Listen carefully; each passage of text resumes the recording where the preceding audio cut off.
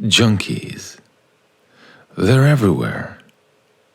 Coffee junkies, workout junkies, tattoo junkies, yoga junkies, party junkies, spiritual junkies, support Ukraine junkies. Oh, how dare you! Oh, my apologies. One of the things junkies do when threatened is be very defensive of the substance that they shoot up their veins. As it happens to be, the main source of color in their lives comes from that jittery goodness that the substance provides.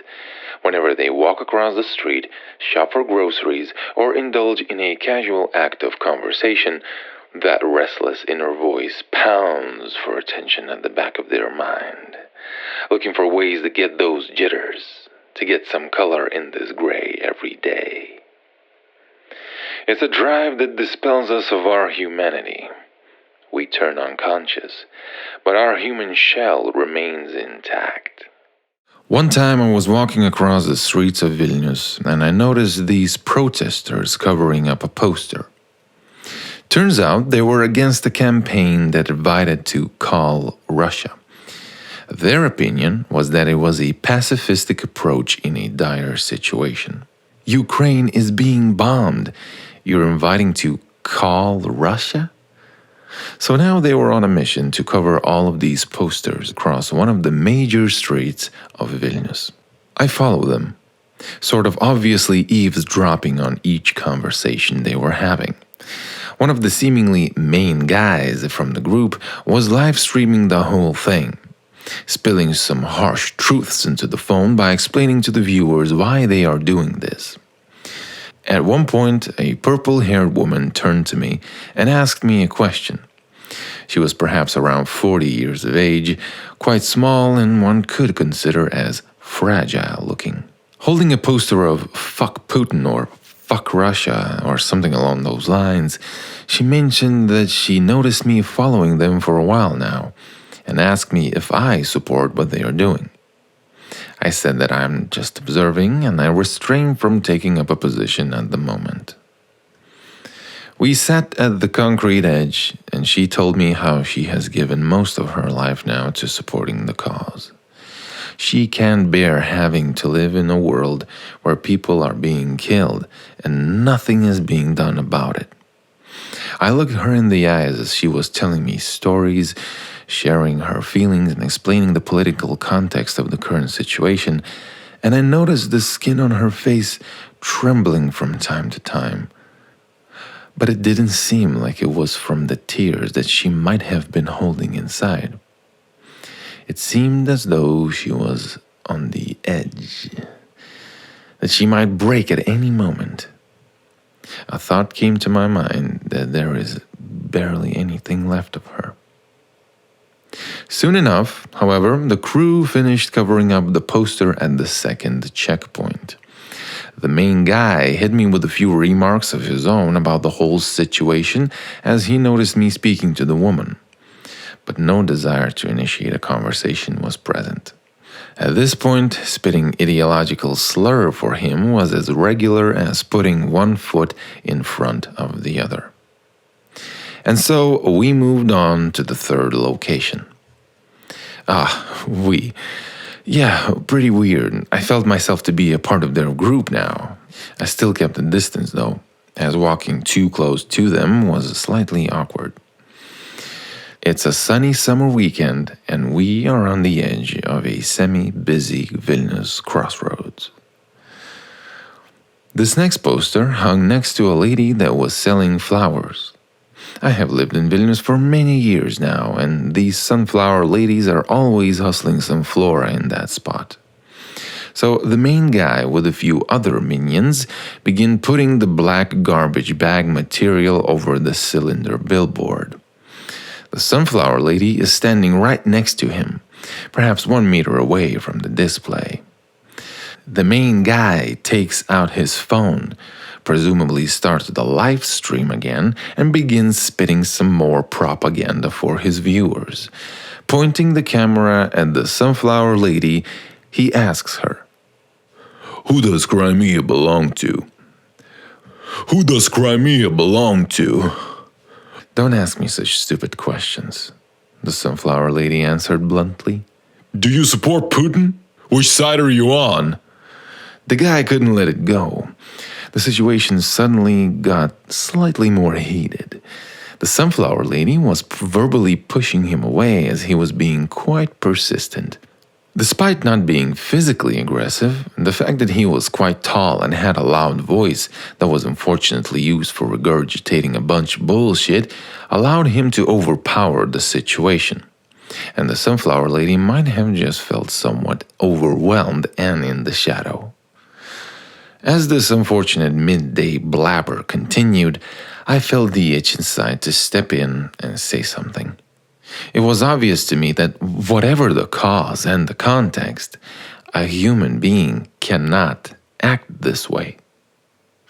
She's not obligated to answer your questions, I told the guy. Look, another Vatnik. We don't need no more Putin supporters. Get the fuck out of here. Don't call me a Vatnik and watch your mouth. You don't have the right to tell people what to do or not to do. A somewhat uncomfortable back and forth ensued. Some people joined in on the conversation, some people stopped their afternoon walk to look. It seemed that only one guy supported my position and pushed against the slightly aggressive activist. Most were passive observers. The people with which I now was having a conversation were two activists of roughly my age, a random middle-aged lady, and my purple-haired friend. They hardly understood what I was trying to say. Most of them were shocked how I can be vocal about absolutely anything being on the other side of the fence. It's war. The oppressor is obvious. There is nothing more to say here, just support Ukraine. The purple-haired friend told me that she doesn't want to speak to me anymore after I explained to her that we should be careful with this aggressive approach and that things are not so simple. Oh well, what can you do? Friends are not forever after all. I did continue walking onwards to the activist's fourth checkpoint, and at this point I was having quite a civilized conversation with two people from the group, a young guy from Ukraine and a local girl. They knew the ins and outs of the situation, who was behind the pacifistic poster initiative and why that was a disgusting political move before the NATO summit in the city. I could hardly argue about any of those topics, and quite frankly, I didn't disagree much. I noticed calmness, respect, and good intention in the guy's presence. It was refreshing. We did disagree on the whole approach of things, but our interactions were human, although the girl was still surprised and stupefied how I could say the things that I did, how I could be so passive. The point I was trying to make was that maybe we should not put out hate and aggression like this. It's easy, but I don't believe that it will solve the problem, even though it might feel like the obvious step in the current situation. It seems like a natural approach to punch the aggressor in the face. But looking at the situation objectively, you start to see that that is what defines war. When both sides are killing each other. And what I observed that day on the street seemed like the inception of more war. The posters were labeled as passive, pacifistic, or however else inappropriate. They were covered up with slogans such as "Kill Putin" or "Fuck Russia," with visuals showing a bloody eyeless Putin's head. It may be an appropriate design with regards to what the individual in question is responsible for. But I don't believe we know how to handle that raw hate that we now carry inside of us. I know perfectly well that I don't have a solution at hand, okay? But from the first days of the war, I noticed a shocking blind reaction from the people around me. Almost everyone jumped to one side of the fence. Maybe out of empathy and love for Ukraine, which is fine, but maybe driven by hate for Russia, out of fear of being left out of the mass and the desire to be a part of the pack. It seemed as though people were not taking the time to form their own proper opinions. You see, here in Lithuania, we are living in the sunny aftermath of the Soviet Union. Pretending to be tolerant butterflies, we carry the resentment for what those sons of bitches did to our parents, grandparents, and even some of us who were born before 1991 when the Union collapsed. The whole thing is important to remember, and the taste of freedom should remind us not to take what we have for granted. But a presence of hate lingers in the air.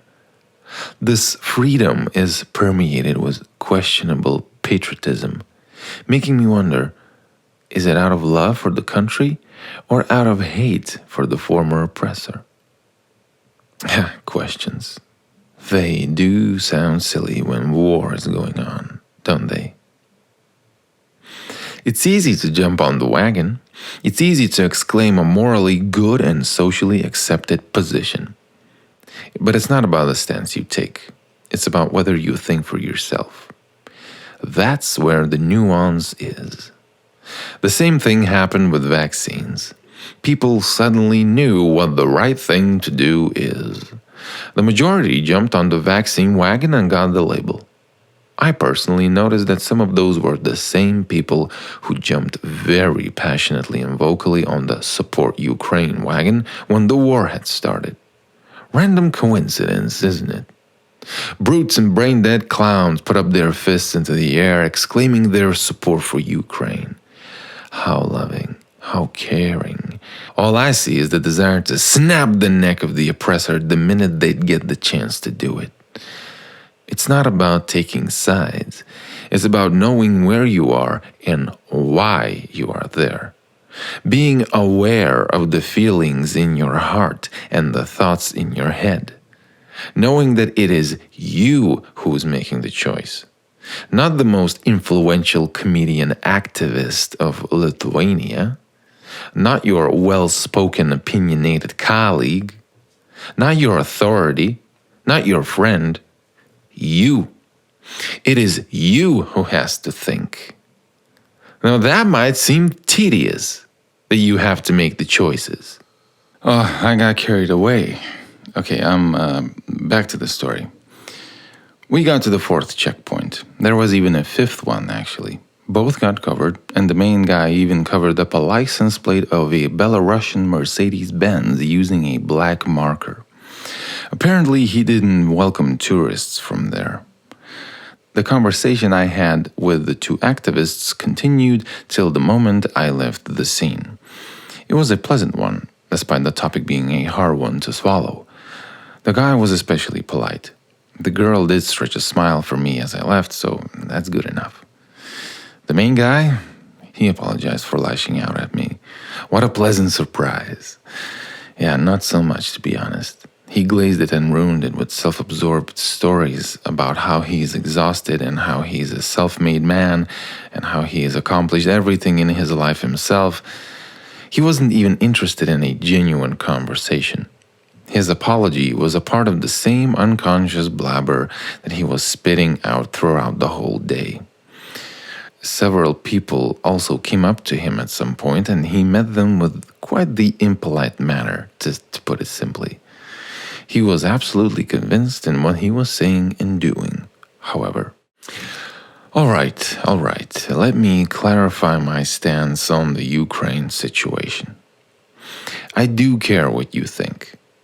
But I also am not going to change my opinion just because you regard it as incorrect. War is complicated, and the quickest way to end it would be to burn us all down to hell.